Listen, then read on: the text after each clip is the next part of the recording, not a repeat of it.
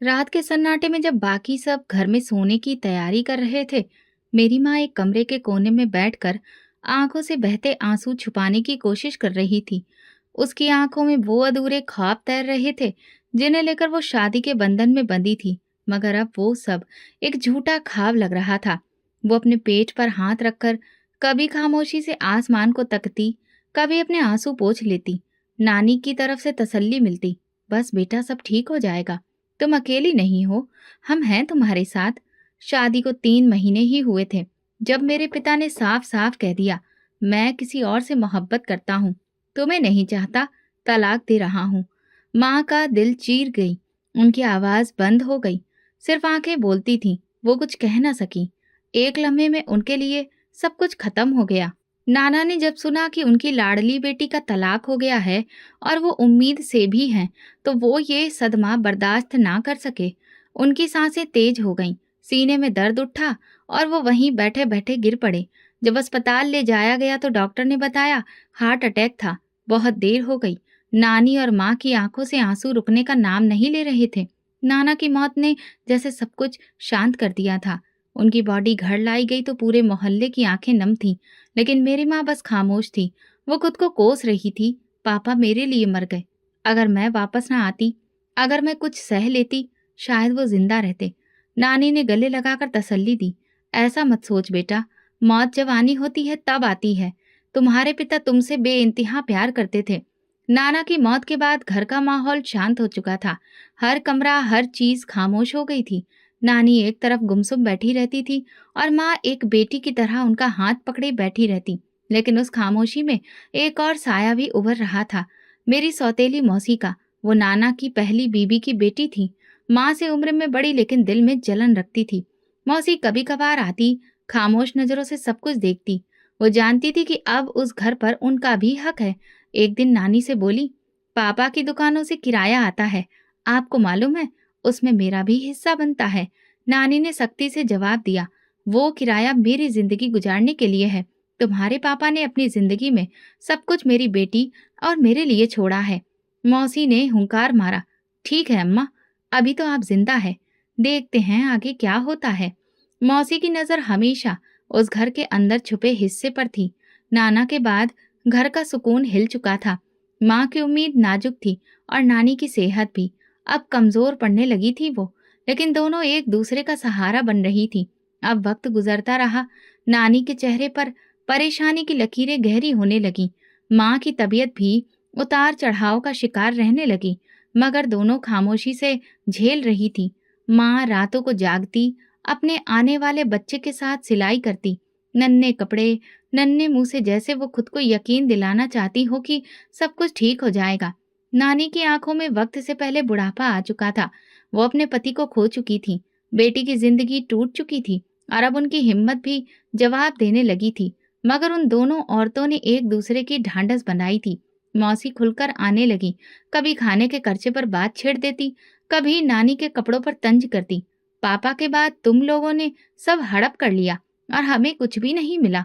नानी झट से बोलती, तुम्हारी माँ का हिस्सा उसे मिल चुका है, ये घर अब मेरे पति की अमानत है। माँ अक्सर रात को चुपके से नानी के पास आकर बैठ जाती, अम्मा, मैं अपने बच्चे को अकेला नहीं छोड़ूंगी, उसे बाप की कमी नहीं महसूस होने दूंगी। नानी उन्हें सीने से लगा लेती, मेरी बेटी, तुम्हारे पिता की दुआएं तुम्हारे साथ हैं, तुम्हारा बच्चा खुशनसीब होगा। लेकिन वक्त एक जैसा नहीं रहता। नाना की कमी एक साया बनकर उस घर पर छा गई थी। माँ के अंदर एक खौफ छुप गया था और नानी भी लम्हा लम्हा कमजोर पड़ती जा रही थी। घर की दीवारें जैसे खामोशी से रो रही थीं और उसी खामोशी में मौसी का वजूद हर रोज थोड़ा और ताकतवर होता जा रहा था। माहौल रोज रोज ज्यादा खराब होता जा रहा था। मौसी को किसी लिहाज की जरूरत नहीं थी। वो कभी कभी अपनी बेटियों को भी साथ ले आती, जो मेरे और माँ के कमरों में ऐसे घूमती फिरती जैसे ये जगह उनकी हो। कभी माँ के कमरे में से कोई चीज निकालती, कभी नानी के बर्तनों पर हक जताती। एक दिन मौसी नानी पर बरसती, तुम हर बार मुझे धोखा देती हो, पापा ने जो दुकानें छोड़ी थी उनसे तुम रोज पैसे लेती हो, हमें क्या मिला। नानी ने गुस्से में कहा, ये सब मेरा है, मैं तुम्हारे पिता की बीवी थी, तुम उनकी पहली बीवी की बेटी हो, फर्क है। फर्क है? मौसी की आवाज बुलंद हो गई। फर्क तो अब खत्म हो चुका है और बहुत जल्द तुम सब कुछ खो दोगी। वो धमकी देकर चली गई। उसी शाम माँ की तबीयत खराब हुई। उनका रंग पीला पड़ गया था और सांसें तेज हो रही थीं। नानी ने परेशान होकर कहा, चल बेटा, अस्पताल चलते हैं। सुबह होते और तबीयत बिगड़ी तो दिक्कत हो जाएगी। सुबह माँ और नानी अस्पताल जाने की तैयारी कर रही थी। नानी ने मेरे सर पर हाथ रखा। बेटा, स्कूल जा, हम जल्दी वापस आ जाएंगे। मैंने माँ को एक नजर देखा। उनकी आंखों में थकान थी, मगर चेहरे पर मुस्कुराहट जबरदस्ती की थी। जल्दी आना माँ। माँ ने मुझे गले लगाकर कहा, चलो जाओ, मेरी दुआ तुम्हारे साथ है। उस दिन स्कूल का हर लम्हा बोझ था। मेरा ध्यान पढ़ाई में नहीं था। बार बार घड़ी देखती, दिल में एक बेचैनी सी थी। जब स्कूल से निकली तो सोचा जल्दी घर पहुंचूं। जैसे ही गली के कोने पर पहुंची तो दरवाजे पर हुजूम दिखा। मेरे कदम रुक गए। एक औरत ने मुझे देखकर कहा, बेटा, तुम अंदर मत जाओ, तुम्हारी नानी और माँ का एक्सीडेंट हो गया है। मेरी आंखों के सामने अंधेरा छा गया। मैं बगैर कुछ कहे अंदर दौड़ गई। आंगन में सफेद चादरें बिछी थी। नानी और माँ के जिस्म पड़े थे और उनके चेहरे पर जख्मों के निशान थे। मुझे उनके चेहरों से नजरें हटाना मुश्किल हो रहा था। आवाज मेरे हलक में गई। मैं बस देखती रही। मोहल्ले की औरतों ने मुझे संभाला, लेकिन मेरा दिल संभलने को तैयार नहीं था। माँ और नानी एक साथ चली गईं। मेरा सब कुछ खत्म हो चुका था। मौसी जनाजे पर आई, मगर उनके चेहरे पर अफसोस कम और तसल्ली की झूठी मुस्कुराहट ज्यादा थी। उनकी बेटियां घर में इधर उधर घूमती रहीं, जैसे ये सब उनके लिए आम हो। माँ और नानी का अंतिम संस्कार होने के अगले ही दिन मौसी ने मेरे सामने ऐलान किया, ये घर अब मेरा है। अब मैं यहाँ तेरे साथ ही रहूंगी। मैं खामोश रही। मेरे पास और कोई जगह नहीं थी। नानी के कमरे में अब मौसी की बेटियां सो रही थीं। माँ का कमरा मौसी ने लिया था। माँ के कपड़े और चीजें बैग में भरी हुई थीं। मैं कोने के एक बिस्तर पर बैठी सिर्फ देखती रही। मौसी ने मेरी तरफ देखकर कहा, अब तुम मेरे साथ रहोगी, मेरे घर के काम करोगी। तुम्हारी माँ तो खो गई, सब कुछ अब तुम मेरे हिसाब से बराबर करोगी। मैंने कुछ नहीं कहा। मेरे अंदर आवाज बाकी नहीं रही थी। उसी रात जब सब सो रहे थे, मैंने नानी के संदूक में छुपा एक कागज निकाला। नाना के दस्तखत वाला वो कागज था जिस पर लिखा था, ये मकान और दुकानें नानी के नाम है, मगर वो अब इस दुनिया में नहीं थी। कागज किसी काम का नहीं रहा था। मौसी ने अगले दिन सब दुकानों का किराया इकट्ठा किया और किसी से कुछ कहे बगैर अपनी मर्जी से रख लिया। एक पुरानी जानने वाली आंटी ने कहा, ये तो अनाथ बच्ची का हक है। मौसी ने गुस्से भरे लहजे में कहा, अनाथ बच्ची अब मेरे साथ है और ये हक मेरा है, ये मैं लूंगी। उस दिन के बाद मुझे यकीन हो गया कि जो कुछ भी बचा था वो भी अब खत्म हो चुका है। मौसी ने जब मुझे घर में रहने की इजाजत दी तो ये बात कह दी कि मैं उनकी बेटी नहीं हूँ, बल्कि नौकरानी हूँ। मेरे सोने का कोई सही इंतजाम नहीं था। कभी आंगन में पुराने बिस्तर पर, कभी छत पर ठंडी हवाओं में। खाने को भी तब मिलता जब सब कुछ खत्म हो जाता। उनकी बेटियां अगर एक सेब खाती तो मुझे छिलका दे देती। सुबह सवेरे जब सब सो रहे होते मुझे उठा दिया जाता, जा बर्तन धो, आटा गूंथ, झाड़ू लगा और बैठी दिखाई ना देना। मौसी का हुक्म था और इनकार की कोई गुंजाइश नहीं थी। उनकी आवाज मेरे कानों में गूंजती रही, तुम्हारी माँ ने मेरे बाप को मुझसे छीना, अब तुम सारी जिंदगी काम करके हिसाब चुकाओगी। मैं छोटी थी मगर काम बड़े लोगों वाले थे। स्कूल जाने की इजाजत तो वैसे ही नहीं थी। मौसी कहती, पढ़ाई तो तुम जैसी लड़कियों के लिए नहीं, तुम्हें तो रोटी पकाना और पांव दबाना सीखना है। उनके पति, जिन्हें मैं मौसा कहती थी, एक खामोश तमाशा देखने वाले थे। ना कभी मुझे रोका, ना कभी कुछ कहा। उनके लिए शायद मैं घर के सामान की तरह थी, बेजान। एक दिन उनकी बड़ी बेटी ने मेरी कॉपी फाड़ दी। मैंने कुछ कहा तो मौसी ने आकर जोर से मेरे मुंह पर तमाचा मारा, तू अब मेरी बेटियों से जुबान लड़ाएगी? तेरी माँ ने मुझे जुबान दिखाई थी, अब तू भी करेगी? मेरी नाक से खून बहने लगा, मगर वो रुकी नहीं। साफ कर इसे और जाके बाथरूम धो, बदबू आ रही है।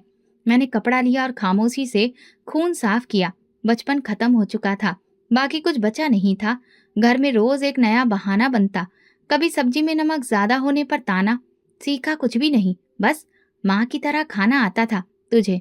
कभी झाड़ू देर से लगने पर जूता फेंका जाता। मौसी की छोटी बेटी अक्सर मेरे बाल खींचकर हंसती। माँ कहती है, तू मनहूस है, इसीलिए हम तरक्की नहीं कर पा रहे। मैं खामोश रहती, जैसे मेरी जुबान कहीं छीन ली हो। सच यही था कि मेरे पास बोलने के लिए कुछ था ही नहीं। मौसी के पति अक्सर मुझ पर ताने कसते, चल जल्दी करके पानी ला, देख हमने तुझे पाला है, एहसान ना भूलना। एहसान का ये बोझ इतना भारी हो चुका था कि मेरी सांस रुकने लगी थी। एक बार मैंने सब्जी बनाने में देर कर दी। मौसी किचन में आई और जोर से मेरी कमर पर छड़ी मारी। ये भी काम है? जब से आई है बस नाक में दम कर रखा है। मैंने रोते हुए कहा, थोड़ी तबीयत खराब थी। तबीयत खराब थी तो क्या हम तुझे आराम करने के लिए रखे हैं? तू महल में नौकरानी की जगह है। उनकी बेटियां रोज रोज ज्यादा खुरापाती हो गईं। कभी मेरी चप्पल छुपा देती, कभी मेरे कपड़े छत पर पहनती। मैं अगर कुछ कहती तो मौसी खुद उन्हें शाबाशी देती। बच्चियां हैं, खेल रही हैं। एक दिन जब मोहल्ले की एक औरत हमारे घर काम करने आई तो उसने मुझे किचन में रोते देखा। करीब आकर बोली, क्या हुआ बेटी? मैंने कुछ नहीं कहा, सिर्फ आंखों में आंसू भर आए। वो औरत मेरे सर पर हाथ रखकर बोली, सब्र कर, एक दिन इंसाफ जरूर मिलेगा। मौसी ने हमें देख लिया और फौरन बोली, अपना काम कर और दूसरों के बच्चों से बात ना किया कर।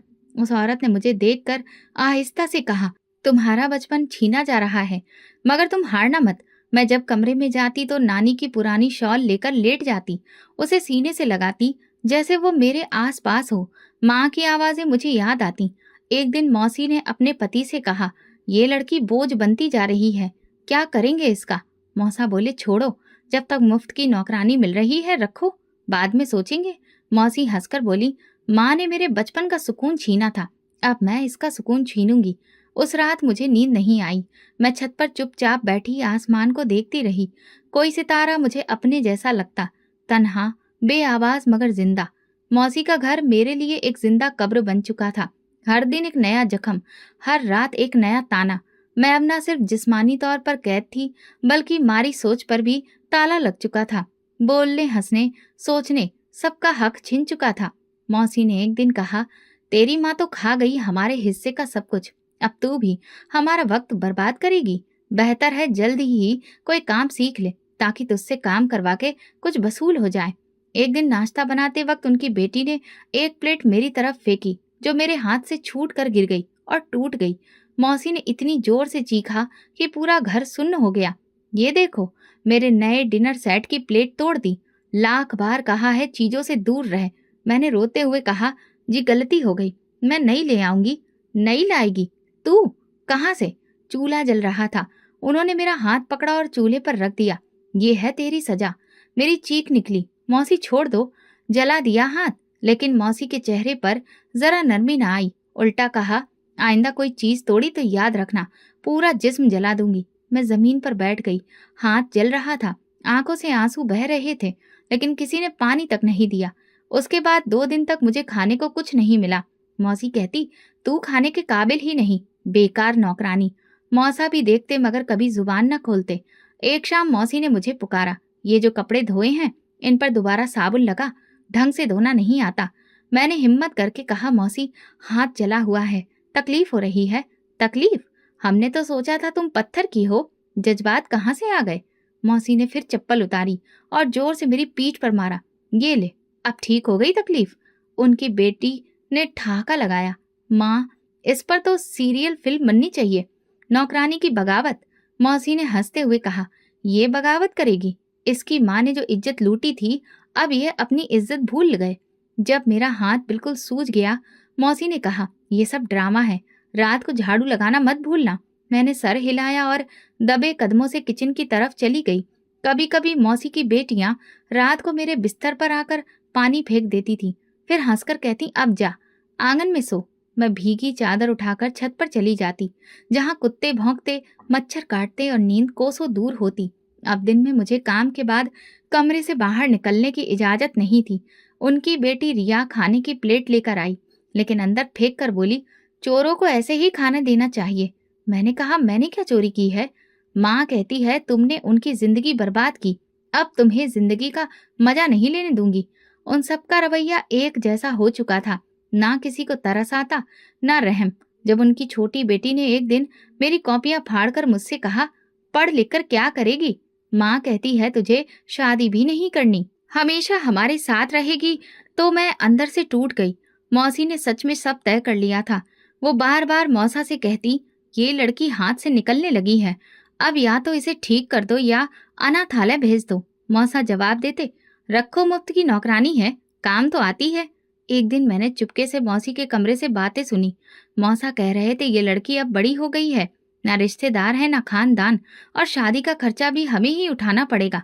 बेहतर है इसे किसी अनाथालय में भेज दें। मौसी ने जवाब दिया, नहीं, अनाथालय? पागल हो क्या? इतनी मेहनत से पाल रही हूँ, नौकरानी मुफ्त में मिली है। शादी तो दूर की बात, मैं तो चाहती हूँ कि ये सारी उम्र मेरे घर में रहे, और जितना मैं इसे तकलीफ देती हूँ मुझे उतना सुकून मिलता है। मैं दीवार के साथ टेक लगाकर बैठ गई। अंदर कुछ टूट गया था। पहली बार मुझे लगा कि यहाँ रहने से बेहतर है कि मैं खुद अपना फैसला करूं। उसी लम्हे मेरे दिल में ख्याल आया, अनाथालय अगर वो मुझे भेजने का सोच रहे हैं तो मैं खुद क्यों ना चली जाऊं। कम से कम वहां कोई मुझे जलाकर सजा नहीं देगा। अगली सुबह सब लोग दोपहर के खाने के बाद एसी वाले कमरे में लेटे आराम कर रहे थे। मौसी की चाबियां सोफे पर थीं। मैंने दबे कदमों से चप्पल हाथ में ली, कमरे में दाखिल हुई और उनकी पर्स से 4-5 नोट निकाल लिए। रिक्शे का किराया अंदाजे से जहन में रखा था। मैंने दरवाजा आहिस्ता से खोला और बाहर निकल गई। गली सुनसान थी। गर्मी बहुत थी, लेकिन मेरे दिल में एक अजीब सी ठंडक थी, जैसे मैं खुद को आजाद करने जा रही हूँ। मैंने गली के नुक्कड़ पर एक रिक्शा रोका। रिक्शे वाले ने पूछा, कहाँ जाओगी बच्ची? मैंने झिझकते हुए कहा, मुझे अनाथालय ले जाएं। रिक्शे वाले ने हैरत से देखा। अकेली जा रही हो? मैंने इस बात में सिर हिलाया और कहा, जरूरत है। रिक्शे की घंटियों के साथ मेरे दिल की धड़कन तेज हो गई थी। रास्ते भर मैं अपने अंदर एक फैसला पुख्ता करती रही कि चाहे कुछ भी हो जाए, अब मैं वापस नहीं जाऊंगी। रिक्शा जैसे ही अनाथालय के दरवाजे पर रुका, मैंने रकम दी और बाहर निकल आई। सामने एक पुराना सा दरवाजा था जिसके ऊपर लिखा था, बच्चों का साया। दरवाजा खुलते ही बच्चों के चिल्लाने की आवाजें सुनाई दी। कुछ बच्चे साइकिल पर, कुछ रेत में खेल रहे थे। मैंने पहली बार ऐसे बच्चों को खुश देखा जिनके माँ बाप नहीं थे। एक औरत सामने आई, सर पर दुपट्टा, चेहरे पर संजीदगी थी। मैंने कहा, मैं यहाँ रहना चाहती हूँ, मैं अकेली हूँ। औरत ने मुझे सर से पांव तक देखा और कहा, तुम छोटी नहीं हो, हम यहाँ सिर्फ छोटे बच्चों को रखते हैं। जब बच्चे बड़े हो जाते हैं तो खुद अपना रास्ता बनाते हैं। मैंने कहा, मेरे पास ना घर है ना पनाह, मैं सिर्फ रहने की जगह मांग रही हूँ। वो खामोश हो गई। फिर बोली, एक रात रह सकती हो, लेकिन कल का पता नहीं। रात सुकून से कटी। फर्श पर बिछे साफ बिस्तरों की महक, खाने की प्लेट में सबके बराबर हिस्सा, और सबसे बढ़कर किसी ने लड़ा नहीं। सुबह जब अनाथालय की मालकिन ने दरवाजा खोला, मैं फर्श पर बिछी चादर में लिपटी नींद से जाग गई। बाहर बच्चों की आवाजें थीं, किसी के हंसने की, किसी के झगड़ने की। एक अलग सी फिजा थी। मैंने जिंदगी में पहली बार ये सोचा कि शायद यहाँ मैं किसी के तानों के बाहर जी रही थी। कमरे से निकली तो एक छोटा सा लॉन दिखाई दिया। 2 बच्चे जमीन पर बैठकर गाड़ियों से खेल रहे थे। एक तरफ किचन का दरवाजा खुला था, जहां से सब्जी की खुशबू आ रही थी। अंदर मालकिन और एक लड़की थी। उनके सामने एक फाइल, कुछ नोट्स और एक मोबाइल फोन रखा था। उन्होंने मेरी तरफ देखा। आज तुम्हें यहाँ के उसूल सिखाए जाएंगे। खाने के वक्त तय है, सफाई का वक्त तय है, और हर बच्चा कुछ ना कुछ जिम्मेदारी लेता है। तुम छोटी नहीं हो, इसलिए तुम्हें भी बच्चों की मदद करनी होगी। मैंने सर हिलाया। जी, जो कहेंगी करूंगी। उन्होंने कागजों में कुछ लिखा, फिर मेरी तरफ देखा। तुम्हें रखने का फैसला हम कल करेंगे। आज तुम बस देखो, सीखो और अपना रवैया सुधारो कि तुम यहाँ की हो या नहीं। उस दिन मुझे एक लड़की के साथ लगा दिया गया जो सुबह के वक्त बच्चों को तैयार करती थी। वो 8 वर्ष के आसपास थी, जिसे रोज बाथरूम में डर लगता था। मैंने आगे बढ़कर कहा, आओ, मैं तुम्हें हाथ पकड़ के ले चलती हूँ। गरिमा ने मेरा हाथ पकड़ लिया। दोपहर को जब खाने के बाद सब बच्चे आराम कर रहे थे, मालकिन ने मुझे बुला लिया। उनके साथ एक औरत बैठी थी, वही मौसी। इस बार उनके अंदाज में सख्ती नहीं, बेचैनी थी। मौसी ने कहा, वापस आ जाओ। मैं वैसा सुलूक नहीं करूंगी। मौसा भी चाहते हैं तुम वापस आओ। हम तुम्हें बेहतर खाने, कपड़े और आराम देंगे। मैंने चुप रहकर जमीन को देखा। मालकिन ने पूछा, क्या तुम इनके साथ वापस जाना चाहती हो? मैंने नहीं में सिर हिलाया। नहीं, मैं वो सब नहीं सह सकती। मौसी ने जोर देकर कहा, तुम्हारी माँ के अंतिम संस्कार में मैं शामिल थी। तुम्हें पाला हमने, अब अनजान हो रही हो। मैंने आहिस्ता से कहा, मेरी माँ ने मुझे कभी मारा नहीं था। आपने सब कुछ छीन लिया। अब मैं खुद को बचाना चाहती हूँ। मालकिन ने बात काट दी। ठीक है, तुम जा सकती हो। लड़की यहाँ रहना चाहती है और हम उसे रखेंगे। मौसी तेजी से उठी, दरवाजे की तरफ बढ़ी, पीछे मुड़े बगैर कहा, एक दिन पछताओगी। जब वो चली गई तो मालकिन ने मेरी तरफ देखा। अब तुम यहाँ की हो, लेकिन जिम्मेदारियों के साथ बच्चों की सफाई, कपड़े धोना, वक्त पर खाना बनाना और कुछ वक्त में सिलाई भी सिखाएंगे। मैंने कहा ये सब कुछ पहले भी करती थी, लेकिन अब मजबूरी नहीं, उम्मीद है। उन्होंने पहली बार हल्का सा मुस्कुराया। यही जज्बा चाहिए हमें। अगले दिन मेरा वो वहां पर रखना पक्का हुआ। एक रजिस्टर में मेरा नाम लिखा, उम्र, हालात और एक छोटा सा बयान कि मैं किसी करीबी रिश्तेदार के साथ नहीं रह सकती। उन्होंने मेरा हाथ देखकर डॉक्टर को बुलाया। जलने के निशान का इलाज शुरू किया गया। नर्स ने दवा लगाते हुए पूछा, कब जला था ये? मैंने कहा, चूल्हे पर हाथ रख दिया गया था। नर्स ने नजर झुकाई। तुम बहादुर हो। दोपहर में मुझे किचन के इंचार्ज के साथ काम दिया हुआ, सब्जी काटना, बच्चों के बर्तन धोना और रात के खाने की तैयारी। मैंने जल्दी जल्दी सब कुछ सीखा और जब रात हुई तो पहली बार एक बच्चे ने आकर कहा, आज खाना बहुत अच्छा था, आपने बनाया? मैंने मुस्कुराकर कहा, सबने मिलकर बनाया है। अगले चंद दिनों में बच्चों के साथ मेरा ताल्लुक बढ़ने लगा। वो अब मुझसे कहानियां सुनना चाहती, मेरे साथ बैठकर खेलना चाहती और मुझे बड़ी बहन कहकर बोलती। एक दिन जब गरिमा बीमार हुई तो मैंने सारी रात उसके पास बैठकर उसका ख्याल रखा। मालकिन ने सुबह कहा, ये जज्बा साबित करता है कि तुम रहने के काबिल हो। उस दिन मैंने फैसला किया कि अब ये जगह सिर्फ आसरा नहीं बल्कि मेरा घर है। अनाथालय में रहते हुए 6 महीने हो चुके थे। रोजाना के काम मेरी जिंदगी का हिस्सा बन चुके थे। सुबह बच्चों को जगाना, उनकी यूनिफॉर्म तैयार करना, नाश्ता बनाना, बर्तन धोना और शाम को सफाई के बाद कहानी सुनाने का वक्त मुकम्मल था। सब कुछ एक रूटीन में बंधा हुआ था और मुझे ये रूटीन पहली बार सुकून दे रहा था। गरिमा मुझे दीदी कहती थी और हर जगह मेरे साथ रहती थी। वो अक्सर मेरे पास आकर कहती, दीदी आज रात वाली कहानी जल्दी सुनाना, कल वाली सुन के नींद बहुत अच्छी आई थी। मैं हंसकर कहती, ठीक है, लेकिन पहले खाना खत्म करो, फिर कहानी मिलेगी। किचन की इंचार्ज दीदी रश्मि कभी कभार मेरे काम से खुश होकर कहती, तुमने तो आते ही किचन संवार दिया। मैं कहती हूँ, तुम इन बच्चों को अपने जैसा बनाओ। वो जब खुश होती तो जेब से 10-20 रुपए निकाल कर मेरे हाथ में रख देती, ले, ये तेरा इनाम है, तेरे काम का। शुरू में ये मामूली रकम लगती थी, लेकिन मैंने उसे संभालना शुरू किया। कभी रश्मि दीदी देती, कभी मालकिन, कभी कोई मेहमान जो बच्चों से मिलने आता। अगर मेरा काम पसंद आता तो 1 रुपया, कभी 50 रुपए हाथ पर रख देता। मेरे पास एक पुरानी प्लास्टिक की डिबिया थी जिसमें मैं ये पैसे छुपा कर रखती थी। रोजाना रात को गिनकर बंद कर देती। कुछ नया करने की ख्वाहिश थी और मैं अपना कोई मकसद बनाना चाहती थी। एक दिन गरिमा मेरे पास आकर कहने लगी, दीदी आपके कपड़े हमेशा पुराने होते हैं, जब आप नए कपड़े लेंगी ना तो आप रानी लगेंगी। मैंने मुस्कुराकर कहा, बस थोड़े पैसे और जमा हो जाएं तो एक नया सूट लूंगी। वो खुश होकर तालियां बजाने लगी। फिर मैं आपके साथ बाजार चलूंगी। नहीं, छोटे बच्चों को बाजार नहीं ले जाते, लेकिन वापसी पर तेरे लिए चॉकलेट जरूर लाऊंगी। 6 महीने मुकम्मल होने पर मैंने अपने पैसे निकाले। पूरे 1000 थे। मेरे लिए एक खजाना था। मैंने रश्मि दीदी को बताया, मैं सूट खरीदना चाहती हूँ, इजाजत मिल सकती है? उन्होंने मालकिन से बात की। मालकिन ने कहा, तुमने बहुत मेहनत की है, तुम्हें ये खुशी मिलनी चाहिए, लेकिन याद रखो बाहर जाकर सीधे बाजार जाना, जल्दी लौट आना। अगले दिन मैंने अपने जमा किए हुए पैसे संभाले, दुपट्टा अच्छी तरह ओढ़ा और तनहा बाहर निकली। बाजार पहुंचकर मैंने कई दुकानें देखी, हर कपड़े को हाथ लगाया, रंग देखा, कपड़े की मजबूती पर गौर किया। आखिरकार एक हरे रंग का सूट पसंद आया। दुकानदार ने कहा, ये सूट आप पर बहुत जचेगा, कढ़ाई भी है, कपड़ा भी अच्छा है। बाजार की गहमा गहमी में जब मैंने अपनी पसंद का हरे रंग का सूट खरीदा तो ऐसा महसूस हो रहा था जैसे मैंने अपनी छोटी सी दुनिया जीत ली हो। दुकानदार ने सूट एक पैकेट में रखकर मेरे हवाले किया। मैंने रकम दी और चल पड़ी। वापसी पर कदम हल्के हो चुके थे। दिल बार बार शॉपर की तरफ जाता। सड़क पार करते हुए एक लम्हे को ख्याल आया, ये पहनूंगी तो सब कहेंगी कितनी प्यारी लग रही हो। रास्ते में चलते चलते बैग खोला और एक बार फिर सूट को निकाल कर देखा। कढ़ाई में रोशनी चमक रही थी।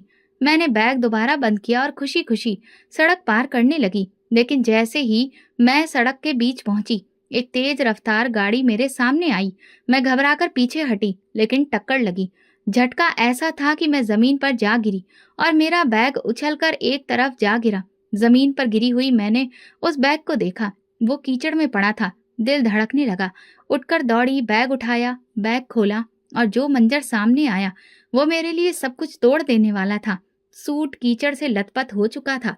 सफेद धागे मिट्टी में सने थे और कढ़ाई अब बस एक धुंधला धब्बा लग रही थी।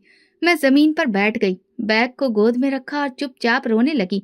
आंसू बहने लगे, लेकिन आवाज बंद थी। कुछ बोलने का होश नहीं था। सिर्फ एक बात दिल में गूंज रही थी। 6 महीने, 6 महीने बचत की थी। गाड़ी से एक जवान शख्स बाहर निकला, साफ सुथरा लिबास पहनकर, मगर चेहरे पर गुस्सा। उसने दरवाजा जोर से बंद किया और तेजी से मेरी तरफ बढ़ा। अंधाधुंध सड़क पार करती हो, देख के नहीं चल सकती? मैंने उसकी तरफ नहीं देखा, बस पैकेट से सूट निकालकर हाथ में ले लिया और कीचड़ से गंदे धागों को देखते हुए हौले से कहा, ये सूट था 1,000 का, अब खराब हो गया। उसकी आवाज बदली। 1,000 का सूट तुमने खुद खरीदा था? मैंने सर हिलाया। जी, अपने पैसों से, 6 महीने तक जमा किए थे।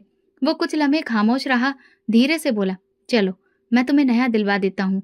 मैंने नजरें उठाई। नहीं शुक्रिया, मैं खुद से दोबारा खरीद लूंगी। वो थोड़ा हैरान हुआ।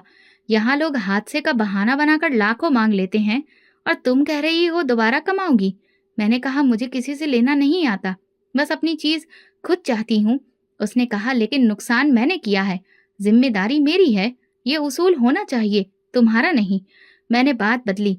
आपने अस्पताल तो नहीं पहुंचाया, बस सूट खराब हुआ है, वो मैं संभाल लूंगी।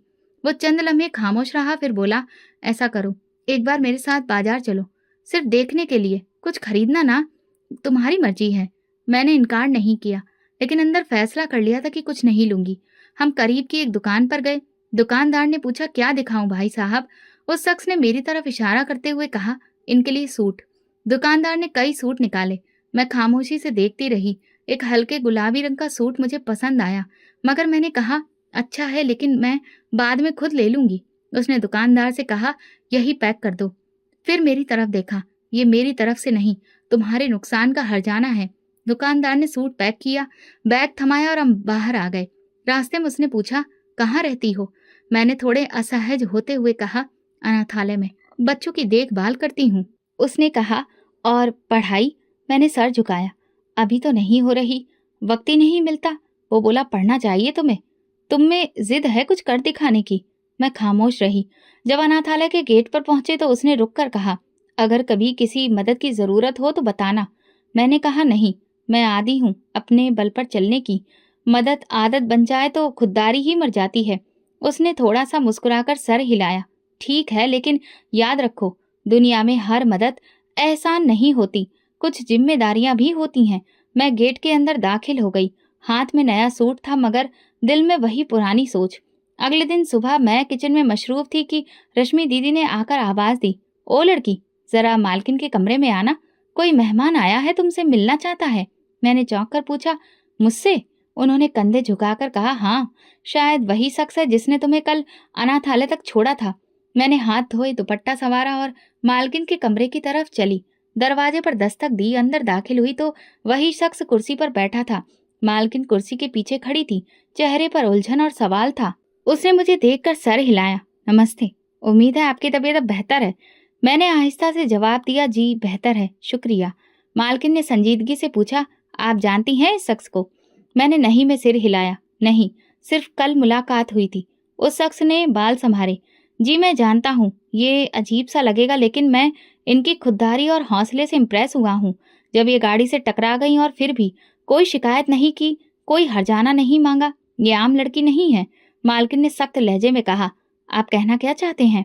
वो सीधा होकर बैठा। मैं इनसे शादी करना चाहता हूँ। कमरे में एक पल के लिए एकदम से सुकून छा गया। मेरी सांसें थम गईं। मालकिन ने मेरी तरफ देखा। मैंने नजरें झुका ली। जहन में हजार सवाल गूंजने लगे, मगर जुबान बंद। मालकिन ने कहा, यह जज्बाती फैसला लगता है। हम यहाँ हर रोज ऐसे लोग नहीं देखते जो एक हादसे पर रिश्ता लेकर आ जाएं। उसने कहा, मैं जज्बाती नहीं, समझदार हूँ। मेरे घर में सब कुछ है, मगर कोई संभालने वाला नहीं। उनमें वो खुददारी है जो किसी में नहीं, अभी तक नहीं देखी। मालकिन ने मेरी तरफ देखा। तुम क्या चाहती हो? मैंने धीरे से कहा, मैंने कभी इस बारे में सोचा ही नहीं, लेकिन अगर नीयत साफ हो तो बात हो सकती है। उसने कहा, अगर आप इजाजत दे तो मेरी माँ कुछ दिन में आएंगी, वो आपसे मिलकर बात करना चाहती हैं। मालकिन ने कहा, ठीक है, लेकिन हमें जब सब सही लगेगा तभी बात आगे बढ़ेगी। ये लड़की हम पर अमानत है, फैसला सोच समझकर होगा। वो शख्स उठा, शुक्रिया, मैं जल्दी वापस आऊंगा। जब वो चला गया तो मालकिन ने दरवाजा बंद किया और मेरी तरफ देखकर कहा, तुम जानती हो ये सब आसान नहीं। तुम्हारी मर्जी, तुम्हारी तन्हाई, ये सब कुछ इस शख्स को मालूम होना चाहिए। मैंने सर हिलाया। मैं छुपाऊंगी नहीं, जो सच है वो सच ही रहेगा। उसी शाम मैंने रश्मि दीदी को सारा वाकया बताया। वो बोली, बेटी ये किस्मत की बात होती है, अगर सच में नीयत साफ हो तो रोकना नहीं चाहिए। अगले 2 दिन खामोशी से गुजरे। मैं पहले की तरह काम करती रही, बच्चों की देखभाल, सफाई और किचन के काम, मगर अंदर कहीं कुछ बदला हुआ महसूस हो रहा था, जैसे जिंदगी एक नया रास्ता खोल रही हो। फिर तीसरे दिन वही शख्स अपनी माँ के साथ आया, एक साफ सुथरी बुजुर्ग औरत जिनकी आंखों में नरमी थी। मालकिन ने उनका स्वागत किया। बातचीत में मेरे बारे में पूछा गया। मेरे किरदार, काम, व्यवहार के बारे में मालकिन ने सच सच बताया। बुजुर्ग औरत ने कहा, हमने बहुत लड़कियां देखी हैं, लेकिन पहली बार किसी ऐसी लड़की को देखा जो अनाथ होकर भी सर झुकाकर जीती हो। मांगे बगैर सिर्फ हक से मुझे बुलाया गया। मैं अंदर दाखिल हुई, दुपट्टा ठीक किया और नजरें झुकाकर नमस्ते किया। बुजुर्ग औरत ने मुस्कुराकर जवाब दिया, बेटा तुमसे मिलके अच्छा लगा। तुम्हारी जिंदगी की कहानी सुनी किस्मत ने शायद हमारे बेटे के लिए तुम्हें लिखा है। मैंने नरमी से कहा, जो किस्मत का लिखा होता है वो होकर रहता है। उन्होंने मालकिन से कहा, हम चाहेंगे शादी सादा हो, यही अनाथालय के लोग शामिल हो। मालकिन ने इस बात में सर हिलाया। अगर लड़की तैयार है तो हम राजी हैं। वो दिन मेरे लिए किसी ख्वाब की तरह था। एक अनजान शख्स जो कल तक मेरे लिए अजनबी था, आज मेरी किस्मत का फैसला कर रहा था। लेकिन इसमें जबरदस्ती नहीं थी, सिर्फ इज्जत थी। वो पहली मुलाकात थी जिसने मेरी पूरी जिंदगी बदल दी। शादी की तारीख करीब आ रही थी। अनाथालय की मालकिन ने शादी के इंतजाम किए। उन्होंने रश्मि दीदी को खाने का बंदोबस्त सौंपा और लड़कियों को कहा, सफाई सजावट सब कुछ दिल से करना है। ये शादी यहाँ की बेटी की है। मैं सुबह से सफाई में हाथ बटाती रही। रश्मि दीदी ने बार बार टोका, आज के दिन तो तुम सिर्फ दुल्हन बन जाओ, बाकी सब हम पर छोड़ दो। मगर मेरे दिल में अजीब सी बेचैनी थी। ये नई जिंदगी, नया रिश्ता, सब कुछ इतना अचानक हो रहा था कि समझने का मौका ही नहीं मिल सका। शाम को शादी का सादा सा फंक्शन हुआ। चंद बच्चे, स्टाफ और चंद मेहमान, सबके सामने मेरी जिंदगी का एक नया पन्ना खुल गया। शादी के बाद सबने शुभकामनाएं दी। मेरे पति ने आकर कहा, अब ये घर तुम्हारा घर है, ये तुम्हारा फक्र होगा। तुम जैसी बीवी पर कोई भी फक्र क्यों ना करे। मैंने सिर्फ इतना कहा, बस इज्जत चाहिए और मैं कभी आपकी इज्जत पर आंच नहीं आने दूंगी। चंद दिनों बाद मैं उनके घर पहुंची। एक शानदार घर जहां हर चीज सलीके से रखी हुई, दीवार से खुशबू आती थी, शायद सुकून की। कमरे में दाखिल होते ही पहली नजर सामने लगी तस्वीरों पर। खानदान की तस्वीर थी। मैं एक तस्वीर के सामने रुकी। उसमें एक मर्द और औरत मुस्कुरा रही थी। मर्द का चेहरा कुछ जाना पहचाना था। दिल में एक हल्की सी गूंज हुई, जैसे कहीं पहले देखा हो। तस्वीर के करीब होकर मैंने गौर किया और फिर जैसे जमीन खिसक गई हो। मैंने आहिस्ता से कहा, ये कौन है? मेरे पति ने मेरे पीछे आकर कहा कि ये मेरे पापा के दोस्त हैं। उन्होंने मुझे बचपन से पाला है, क्योंकि मेरे पापा का इंतकाल बहुत पहले हो गया था। मैंने कपकपाती आवाज में कहा, मैं इन्हें पहचानती हूँ। वो हैरत से बोला, तुम कैसे जानती हो इन्हें? मैंने तस्वीर की तरफ इशारा करते हुए कहा, ये मेरे पिता हैं, जिन्होंने मेरी माँ को तलाक दिया जब वो मुझे जन्म देने वाली थी। कमरे में खामोशी छा गई। पति ने कहा, तुम इनकी बेटी हो? मैंने इस बात में सर हिलाया। मेरी माँ की शादी के चंद महीने बाद उन्होंने छोड़ दिया था। मेरी पैदाइश के वक्त वो गायब थे। कभी पलटकर पूछा भी नहीं कि बच्ची जिंदा है या नहीं। वो पीछे हटा, सोफे पर बैठ गया। ये सब मुझे कभी नहीं बताया गया। अंकल कहते थे कि वो बेऔलाद हैं और हमेशा अफसोस करते थे कि काश उनके बच्चे होते। मैंने कहा, तो क्या अब वो यहाँ नहीं है? नहीं, वो अमेरिका में है, अपनी बीवी के साथ रहते हैं। मैं जब छोटा था तो उन्होंने मुझे और मेरी माँ को आसरा दिया, मुझे पाला है, मगर वो खुद को हमेशा तन्हा समझते थे। मैं खामोशी से सोफे पर बैठ गई। जिंदगी का ये नया मोड़ एक और पुरानी हकीकत से मिला था। मेरे पति ने आहिस्ता से कहा, क्या तुम चाहोगी कि मैं उन्हें सब कुछ बताऊं? मैंने कुछ देर सोचकर कहा, हाँ, लेकिन सिर्फ इसलिए नहीं कि वो मेरे बाप हैं, बल्कि इसलिए कि वो सच जाने की उनकी बेटी है जो उनके इंतजार में खड़ी है। उसी रात मेरे पति ने वीडियो कॉल पर उनसे बात की। बातों ही बातों में उन्होंने तस्वीर दिखाई और कहा, अंकल, आपकी बेटी जिंदा है और वो मेरी बीवी है। दूसरी तरफ खामोशी छा गई। फिर आवाज आई, क्या कह रहे हो तुम? मेरे पति ने कहा, अंकल, आपने जो जिंदगी में फैसला किया था उसका नतीजा आज मेरी शादी में आकर खड़ा है। वो लड़की, वो आपकी ही बेटी है। कॉल के बाद मेरे पति ने मेरी तरफ देखा। वो भारत आना चाहते हैं, तुमसे मिलना चाहते हैं। मैंने सर हिलाया। शायद अब वक्त है कि सच का सामना हो। मेरे पति ने जब उनके अंकल को हकीकत बताई तो वीडियो कॉल के दूसरी तरफ लम्हों तक खामोशी छाई। वो शख्स जो बरसों से अपने आप को बे औलाद समझता रहा था, आज सुन रहा था कि उसकी बेटी जिंदा है और वो बेटी अब उनके दोस्त के बेटे की बीवी है। कॉल खत्म होने के बाद मेरे पति ने मेरी तरफ देखा। अंकल कुछ देर में दोबारा बात करेंगे। वो बहुत हैरान है और शायद कुछ संभलने के लिए वक्त चाहिए। मैंने हल्के से कहा, कुछ हैरानियां पूरी जिंदगी बदल देती हैं। अगली सुबह हम हंसते हुए नाश्ता करने गए थे। मेरे पति ने खामोशी तोड़ी। अंकल का मैसेज आया है, वो भारत आना चाहते हैं, कल की फ्लाइट से रवाना होंगे। मैंने चाय का कप थामा और शांति से कहा, क्या वो मुझसे मिलने आ रहे हैं या अपने गुनाह से निजात लेने? शायद दोनों, मगर एक बात तय है, वो तुम्हें अपनाने को तैयार हैं।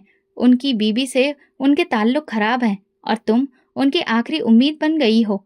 मैं कुछ देर सोचती रही, फिर पूछा, क्या वो जानते हैं कि माँ नहीं? नहीं, सिर्फ इतना कि तुम बचपन से एक दुखी जिंदगी गुजार कर यहाँ तक पहुंची हो। उसी दिन मैंने पुराने बक्से में माँ की शादी की तस्वीर निकाली। उनमें से एक तस्वीर में माँ लाल लिबास में बैठी थी और साथ में वो शख्स खड़ा था। मुस्कुराते चेहरे के पीछे एक कहानी छुपी थी। मैंने तस्वीर पति को दिखाई। ये है मेरी माँ। मेरे पति ने कहा, कल जब वो आएंगे तो ये सब खुद उनके सामने रखना, जो कहना हो कह देना। दिल में बोझ रखकर जिंदगी नहीं गुजरती। अगली सुबह जब हम एयरपोर्ट पहुंचे तो एक बुजुर्ग शख्स हाथ में बैग लिए बाहर आ गया। सफेद बाल, संजीदा चेहरे और आंखों में बेचैनी। मेरे पति उनकी तरफ बढ़े। अंकल, नमस्ते। उन्होंने मेरे पति को गले लगाया, फिर मेरी तरफ देखा, जैसे वो यकीन करना चाहते हो पर कर नहीं पा रहे हो।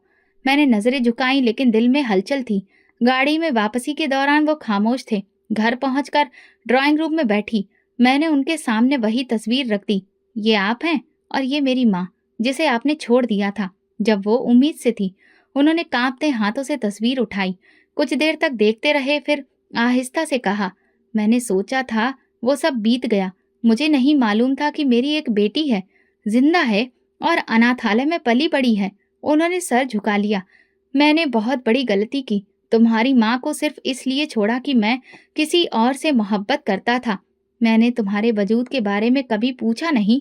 क्यों? मैंने पहली बार नजरें उठाकर कहा। क्यों नहीं पूछा? क्या इतनी लापरवाही सही थी?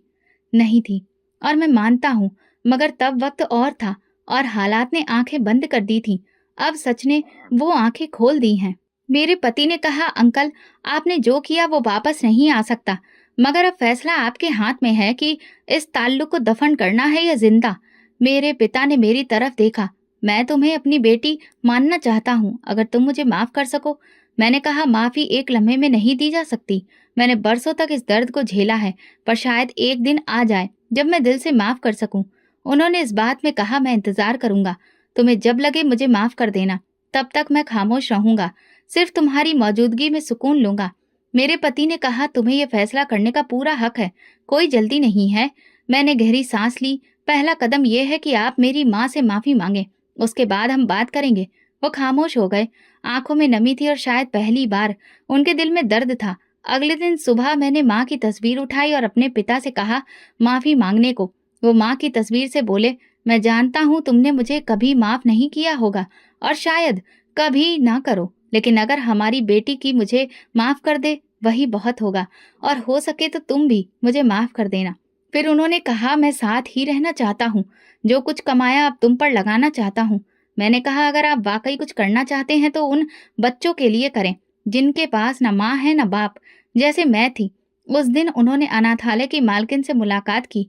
उन्होंने बच्चों की अच्छी एजुकेशन के लिए पैसा देने की बात कही। मालकिन हैरान थी। ये सब एक दिन में? उन्होंने मेरी तरफ इशारा किया। ये सब बरसों का हिसाब है। मैं चाहता हूँ कि जो नुकसान मैंने एक बेटी का किया है उसकी भरपाई दूसरे बच्चों की पढ़ाई करवा के करूं। कुछ ही हफ्तों में अनाथालय के नए कमरे, लाइब्रेरी और सिलाई सेंटर की शुरुआत की गई। रश्मि दीदी ने कहा, बेटे तुम बहुत खुशनसीब हो, तेरा दुख अब दूसरों की खुशी भी है। उन दिनों एक और खबर सुनने को आई। मौसी के घर की हालत खराब हो चुकी थी। उनकी बड़ी बेटी एक दिन चुपके से घर छोड़ गई। रोज के झगड़ों ने घर उजाड़ दिया था। मोहल्ले की एक औरत ने बताया, मौसी अब रो रो कर कहती है, मैंने किसी का बुरा किया था, अब अपने किए की सजा भुगत रही हूँ। मेरे दिल में एक लम्हे को ठंडक सी आई, लेकिन फौरन माँ की बात याद आई, कभी किसी का बुरा मत सोचकर खुश होना। वक्त खुद हर सवाल का जवाब दे देता है। कुछ दिन बाद मौसी खुद मेरे दरवाजे पर आ गई, चेहरा मुरझाया हुआ, बाल उलझे हुए। दरवाजा खोलते ही वो बोली, मैं तुमसे माफी मांगने आई हूँ। मैंने जो किया वो इंसानियत के खिलाफ था, लेकिन मेरे अंदर बस इंतकाम था। मैंने खामोशी से सुना। उन्होंने कहा, अब मैं अकेली हूँ। बेटियां अपने रास्ते पर चली गईं। मौसा भी अब बात नहीं करते। शायद ये वही दिन है जो मैंने तुम्हारे लिए सोचा था। मैंने दरवाजा पूरा खोला। मौसी, आपको जो समझना था आपने समझ लिया। मेरे लिए माफी वही दिन थी जब मैंने खुद को आजाद किया था। आज आपके लिए मन में कुछ बुरा नहीं है और आप भी खुद को माफ कर सकें। वो रोने लगी। तुमने जितनी तकलीफें सही हैं, मैं शायद एक दिन भी नहीं सह सकती। मैंने कहा, इंसान को अगर बर्दाश्त करने का हुनर आ जाए तो वो दुनिया को भी बदल सकता है। मौसी चली गई। मैंने दरवाजा बंद किया। दिल में कोई बोझ बाकी नहीं रहा। कुछ महीनों बाद मेरे पति ने मुझसे कहा, तुम चाहो तो अपनी पढ़ाई दोबारा शुरू कर सकती हो, मैं तुम्हारे साथ हूँ। मैंने लाइब्रेरी की तरफ इशारा किया।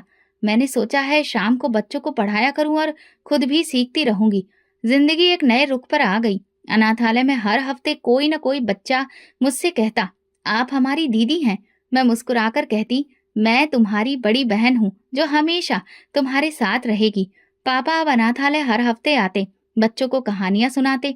मैं उनसे अब आहिस्ता आहिस्ता बात करने लगी थी। वो बार बार कहते, मुझे पापा कह दिया करो। मैं एक दिन आहिस्ता से बोली, पापा पानी पीजिएगा। वो सुनकर रुक गए। उनकी आंखों से आंसू बहने लगे। वो बोले, ये लफ्ज मेरी सारी जिंदगी की कमाई है। घर, अनाथालय और दिल सब अब आबाद थे। जहाँ कभी गुलामी थी अब आजादी है। जहाँ तकलीफ भी थी अब सुकून था, और जहाँ खामोशी थी अब मोहब्बत की आवाज थी। तो दोस्तों, अगर आपको हमारी कहानी पसंद आई हो तो कमेंट करके जरूर बताएं। वीडियो को लाइक करें और ज्यादा से ज्यादा शेयर करें। अगर आप चैनल पर नए हैं तो सब्सक्राइब जरूर करें और नोटिफिकेशन बेल दबाएं ताकि अगली अपडेट सबसे पहले आपको मिले। धन्यवाद।